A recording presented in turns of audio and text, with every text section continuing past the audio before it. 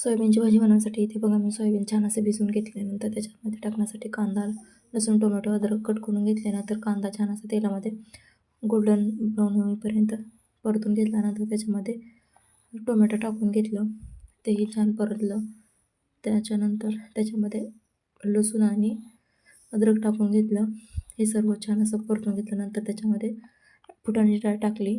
सर्व परतून झाल्यानंतर आपण याचं वाटण तयार करून घेणार. तर इथे बघा वाटणामध्ये कोथिंबीर, मिरची आणि जिरे ॲड केलेत. हे वाटण वाटून झाल्यानंतर कढईमध्ये तेल गरम करून मोहरी छान अशी तडतड दिल्यानंतर त्याच्यामध्ये वाटण टाकून घेतले. छान असं वाटण तेल सुटेपर्यंत परतून घेतल्यानंतर त्याच्यामध्ये मसाले टाकून घेतले. हळद, मीठ, लाल तिखट, गरम मसाला, कांदा लसूण मसाला टाकून घेतल्यानंतर छान असं परतून घेतल्यानंतर सोयाबीन टाकून 2 मिनिट परतून घेतलं आणि गरम पाणी ओतून घेतलं. तर इथे बघा छान अशी भाजीला उकळी आली आहे. तर आपली सोयाबीनची भाजी तयार आहे.